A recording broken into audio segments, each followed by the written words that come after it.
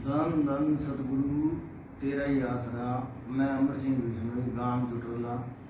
मैं अभी डेरा जगमाल वाली से बोल रहा हूँ। मुझे पिछले 7 सालों से मैं डेरा जगमाल वाली में रहता हूँ। तो कल डेरे में लैपटॉप में महाराज जी के वसीयत के बारे में चलाया गया। पहले तो मैं सारी साध संगत से विनती करता हूँ कि महाराज जी 7 दिन से वेंटिलेटर पर हैं, ना वो कुछ बोल चाल रहे हैं, लेकिन ट्रस्ट के जो लोग हैं, जो वीडियो डालते हैं और जो मैसेज डालते हैं, वो सही नहीं डाल रहे हैं। महाराज जी की हालत सही नहीं बता रहे हैं। पहली बात तो ये है। दूसरी बात ये है कि मैं आप सब लोगों को बताना चाहता हूँ कि जो ये वसीयत दिखा रहे हैं, ये 23 जनवरी 2023 की बता रहे हैं। तो मैं आप लोगों को सभी को बताना चाहता हूँ कि 23 जनवरी 2023 को पूज्य बाबा वकील साहब जी की तबीयत बहुत ज़्यादा नाजुक थी, क्योंकि मुझे 4 दिन बाद 27 जनवरी को किसी ने सूचना दी कि महाराज जी के साथ ज़बरदस्ती हो रही है और उनसे वसीयत लिखवाई जा रही है। तो मैंने 27 जनवरी को रात को 7 बजे ग्रोवर साहब को फ़ोन किया। उस टाइम वो दिल्ली थे। तो मैंने ग्रोवर साहब से पूछा कि ग्रोवर साहब कोई वसीयत का चक्कर चल रहा है क्या? तो वो बोले नहीं चल रहा है। मैंने कहा जी अगर ऐसी कोई बात है तो आप बता देना, क्योंकि महाराज जी के साथ हम ज़बरदस्ती या किसी तरीके का अनुचित व्यवहार सहन नहीं करेंगे, चाहे इसके लिए हमें कुछ भी करना पड़े। तो उस टाइम तो ग्रोवर साहब बोले कोई ऐसी कोई बात नहीं है, लेकिन आज वो बात जाहिर हो रही है कि 23 तारीख को वसीयत लिखी गई और 27 तारीख को मैंने ग्रोवर साहब से बात की थी, तब इन्होंने मना कर दिया था। अब मैं आपको आगे बताता हूँ कि 27 तारीख को जब मैंने इन्होंने फ़ोन किया तो मैंने कहा भाई मैं सुबह दिल्ली आ रहा हूँ। तो मैं दिल्ली गया। हम 4 आदमी गए। मेरा भाई था, महाराज जी के बड़े भाई का पोता था, एक पड़ोसी था। हम 4 आदमी गए। 2:15 बजे डेरे में पहुँचे। पूज्य वकील साहब जी ऊपर से 2:15 बजे आए। उस टाइम मैंने पूज्य वकील साहब जी का चेहरा देखा तो अकेली पगड़ी दिखाई दे रही थी। बाबा जी का चेहरा बिल्कुल छोटा सा था, दिखाई नहीं दे रहा था। चेहरा काला पड़ चुका था और महाराज जी बहुत ज़्यादा मतलब तकलीफ में थे। महाराज जी ने एक भजन बुलवाया और फिर बोले भी लाइन लगाओ। तो उस टाइम फिर लाइन लगाई। तो हम लाइन में लगे। तो उस टाइम आदमी थोड़े ही थे, कोई 20-30 आदमी थे। जब लाइन में मैं सामने आया तो महाराज जी बड़े खुश हुए, हंसकर बोले भाई अमर सिंह मुच्छा ठीक है कि? मैंने कहा जी आपकी दया है। तो उस टाइम मैं एक लेटर लिख के ले गया था। भाई ऐसे तो चलो ये महाराज जी से मिलने नहीं देते हैं, मैं लेटर लिख के ले गया था। उस लेटर में मैंने सब कुछ लिखा भी आपके साथ कोई ऐसी ज़बरदस्ती या ऐसी कोई बात है तो महाराज जी हमें बताने का कष्ट करें, क्योंकि हम संसारिक जीव हैं, हम नहीं जानते, आप तो खुद अकाल पुरख हो, मालिक हो। तो महाराज जी ने ऊपर जाती लेटर पढ़ा और लेटर पढ़ के मेरे को फ़ोन किया और फ़ोन पर जो बात की वो मुझे बताने का हुक्म नहीं है। तो मैं आपको ये बताना चाहता हूँ कि जब 28 जनवरी को मैं जाता हूँ, डॉक्टरों ने कहा था कि महाराज जी का ऑपरेशन कराना पड़ेगा और पता नहीं ऑपरेशन के बाद क्या होगा, मतलब स्थिति बहुत नाजुक थी। तो पहले इन्होंने वसीयत लिखवा ली और ऑपरेशन कराने का इन्होंने मना कर दिया। फिर जब मैं 28 को जाता हूँ तो फिर इन्होंने देखा भी ये बात बढ़ेगी, कुछ और होगा। तो ये रिकॉर्ड में है सब कुछ कि 28 के बाद महाराज जी का ऑपरेशन हुआ। उसके बाद महाराज जी ठीक भी हुए और 1.5 साल हो गया उस बात को। महाराज जी ने उसके बाद डेरा जगमाल वाली में सत्संग की, दिल्ली में सत्संग की, हमेशा क्लास लगाते थे, हमेशा बोलते थे। अगर वसीयत उनकी मर्जी से हुई होती तो वो संगत को बोल सकते थे भाई हम गद्दी इसको दे रहे हैं, तो ये महाराज जी की भक्ति करके बनाया हुआ सब महल है, इतना बड़ा आडंबर खड़ा कर दिया महाराज जी ने, तो ये उनकी दया में से ही हुआ। तो वो अपनी गद्दी किसी को ही दे, हमें कोई एतराज़ नहीं। मेरा किसी से पर्सनल द्वेष या मतलब किसी के प्रति गुस्सा पर्सनल मेरा कभी नहीं रहा और ना मैं रखता हूँ, ये मेरे पे महाराज जी की दया है। एक मेरी आदत है कि जो बोलना है सच बोलना है, किसी को गुमराह ना किया जाए। तो अब ये सोचने वाली बात है कि जब 23 तारीख को महाराज जी इतने बीमार थे और इन्होंने वसीयत लिखवाई, 28 तारीख को मैं गया, उसके बाद महाराज जी का ऑपरेशन कराया गया। अब देखो कि ये परिवार के लोगों को मिलाते हैं दूर से, ये 7-8 दिन पहले की बात है, अब तो मिलवाया भी नहीं जा रहा, तो मिलवाते हैं और उन परिवार के लोगों से वीडियो डलवाते हैं कि महाराज जी ठीक है। क्या जरूरी है वीडियो डलवाने की? परिवार के लोगों से पूछे, मैनेजर साहब जी के परिवार से वीडियो डलवा रहे हैं, क्या जरूरी है? अगर महाराज जी अंदर से खुश हैं तो वीडियो डलवाने की जरूरत ही नहीं। महाराज जी खुद बोल के कह दें भाई हमने गद्दी वीरेंद्र को दे दी, तो हमें तो हुक्म मानना है, कोई वीरेंद्र से दुश्मनी नहीं है। लेकिन ये मतलब महाराज जी ने अपने दिल से गद्दी नहीं दिए, उनके साथ ये उनको बंधक बनाकर ये गद्दी लिखवाई गई है और इसकी मैं उच्च स्तरीय जांच की मांग करता हूँ। भाई इसकी पूरी जांच होनी चाहिए और सारी संगत को पता लगना चाहिए। दूसरी बात ये है कि महाराज जी की डेरा जगमाल वाली में रूम है, अलमारी है, उनमें जरूरी कागजात है, पता नहीं उसमें महाराज जी ने क्या लिख रखा है। ये अलमारी भी सरकार के उच्च अधिकारियों के देख रेख में खुलनी चाहिए और इसमें क्या लिखा है।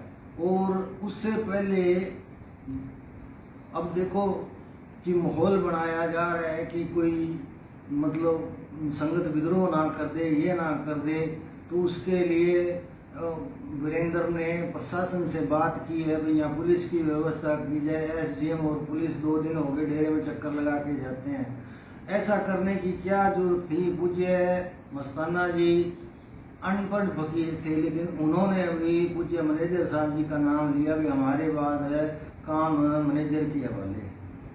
पूज्य मैनेजर साहब जी ने 3 साल पहले घोषणा कर दी थी पूज्य वकील साहब के बारे में कि आगे काम वकील करेगा। तो अब महाराज जी तो फिर भी वकील हैं वैसे भी, और ये खुद अकाल पुरख हैं, ये इनका डेरा है, इनको कोई रोक थोड़ी सकता है, ये किसी को भी दे दे हमें मंजूर है। लेकिन महाराज जी अंदर से इस बात से खुश नहीं है। मैं आपको एक बात और बताना चाहता हूँ, पुरानी बात है, ध्यान से सुन लेना, ये रिकॉर्ड पर है, इस चीज़ के गवाह है कि पूज्य मैनेजर साहब जी एक बार नीचे आए, पूज्य वकील साहब जी 2 नंबर कमरे में थे। उस टाइम पूज्य मैनेजर साहब जी के बाद साथ विनोद नैन खारिया वाला साथ था। पूज्य मैनेजर साहब जी वकील साहब को आके कहने लगे कि वकील है तू इस वीरेंद्र को डेरे से निकाल दे, नहीं ये तेरी मिट्टी पलीत करेगा। तो वकील साहब ने कहा कि ठीक है जी मैं निकाल दूंगा। बोले नहीं तू लिख। तो वकील साहब बोले जी लिख दूंगा। तो दोबारा मैनेजर साहब जी ने कहा नहीं दुष्ट है तू ये रजिस्टर में लिख। फिर वकील साहब ने ये लिखा कि मैं वीरेंद्र को डेरे से निकाल दूंगा। तो उसके बाद लिखने के बाद महाराज जी बाहर आ गए और वो उस रजिस्टर का पेज वीरेंद्र नाल रहता था, इसने वो पेज भी फाड़ दिया। अच्छा, मेरा नाम 1972 में लिया हुआ है, पूज्य मैनेजर साहब ने 1972 में मुझे नामदान बख्शा था, ये उनकी दया में थी। 25 साल उस बॉडी के साथ रहा, 27 साल पूज्य वकील साहब जी के साथ हो गए। किसी से मेरा वैर विरोध नहीं है, किसी से पर्सनल दुश्मनी नहीं है। लेकिन संत जब होते हैं ना उस टाइम उनकी कोई कदर नहीं करता, और उनके जाने के बाद में ना उनके लिए मरने मारने को तैयार होते हैं। तो संगत को ये सोचना चाहिए भाई इस वसीयत की पूर्णतया मतलब बड़े स्तर पर जांच होनी चाहिए और जब तक जांच पूर्ण ना हो जाए तब तक किसी को भी गद्दी पे बिठाया ना जाए। और सारी साध संगत से भी ये बेनती है, सारी साध संगत समझदार है, वो अपने विवेक से निर्णय ले भाई अब हमें क्या करना चाहिए। क्योंकि मुझे किसी से नफरत नहीं है, मेरी वीरेंद्र से भी कोई नफरत नहीं है, लेकिन वीरेंद्र एक और शमशेर लेरी ये दोनों हैं, इन्होंने ना, अब मैं क्या बोलूं, लोग कहेंगे भी डेरे की बदनामी हो जाएगी, इन्होंने डेरे में कुकर्म बहुत किए हैं, ठीक है। महाराज जी बहुत नाराज होते थे इस चीज से, पर संत क्या है, संत कभी बोलकर नहीं देते।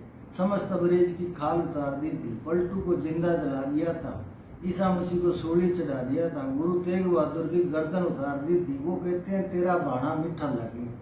संत बोलकर नहीं कहते हैं, वो उसकी रजा में रहते हैं, क्योंकि संत तो बॉडी से उसी टाइम निकल जाते हैं। इसलिए मेरी संगत से बेनती है कि प्रेम से इस चीज का समाधान निकाला जाए। सारी संगत को भाई सोच समझ के अपना फैसला लेना चाहिए। भाई देखो, कल को ऐसा ना हो कि सिरसा वाले डेरे से भी ज़्यादा बदतर हाल इस डेरे का हो जाए, क्योंकि यहाँ दो पूर्ण ताकतों ने बहुत धन धन सदगुरु तेरे। आगे बात ये है कि देखिए कि हरेक से परिवार के सदस्य से, पूज्य मैनेजर साहब जी के परिवार के सदस्य से ये वीडियो डलवा रहे हैं। मुझे पर्सनल जानकारी मिली कि महाराज जी के यहाँ मतलब बाजू पे इन्होंने एक माइक लगा रखा है, वो माइक वीरेंद्र के फोन से अटैच है। महाराज जी किसी को भी कुछ बोलते हैं तो इसको सुनाई देता है। दूसरी बात कि ये सबकी वीडियो डलवा रहे हैं, वीडियो डलवाने की जरूरत क्या है, और अगर वीडियो डालनी है तो पूज्य वकील साहब की क्यों नहीं डालते भाई। जब ये कहते, कल मैंने पोस्ट डाली थी कि महाराज जी 7 दिन से वेंटिलेटर पर है और उनकी तबीयत खराब है, फिर मैनेजमेंट ने फटाफट कोई 50 पोस्टें डाली कि नहीं अफवाह है, महाराज जी ठीक है। अगर महाराज जी ठीक है तो महाराज जी की वीडियो डालो, आप दिखाओ, लोगों को, संगत को दिखाओ, सारी संगत बैठी है इसके लिए। महाराज जी की वीडियो क्यों नहीं डाली जाती है।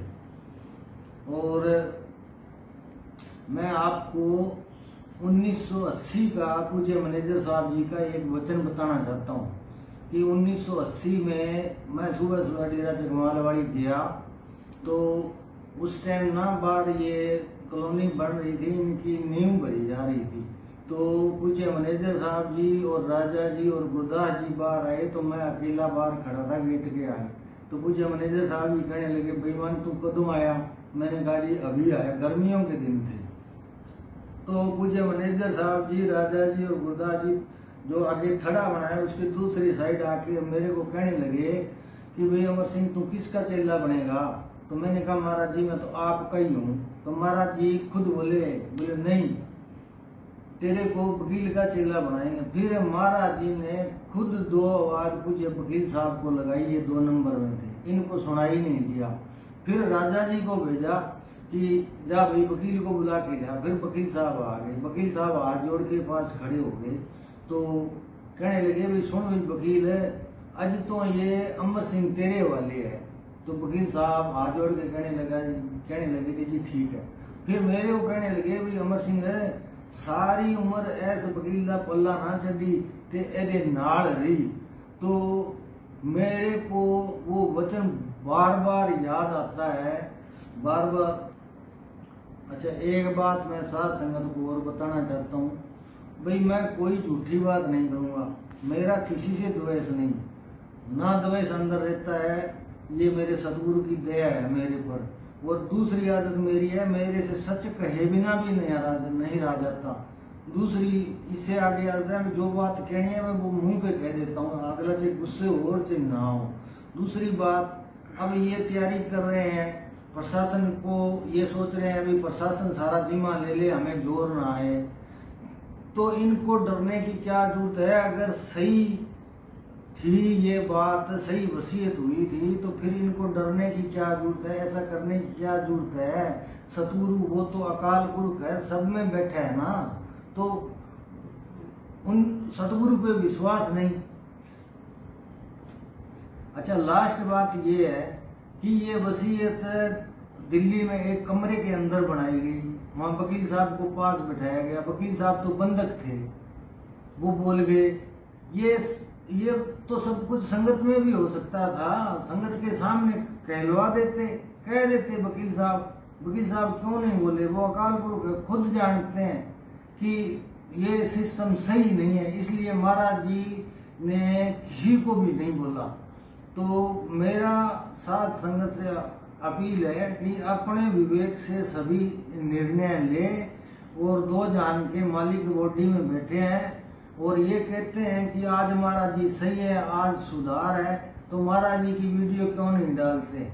महाराज जी खुद क्यों नहीं वीडियो डालते? औरों से क्यों वीडियो डलवाते हैं? क्या जरूरत है वीडियो डलवाने की? वो दो जान के मालिक है, खुद खुदा है, वो सब जानते हैं। तो उनके पर देखो चक्कर ये है कि सब यही सोचते हैं कि हमें घर बैठे को सब कुछ मिल जाए, हमें कुछ करना ना पड़े।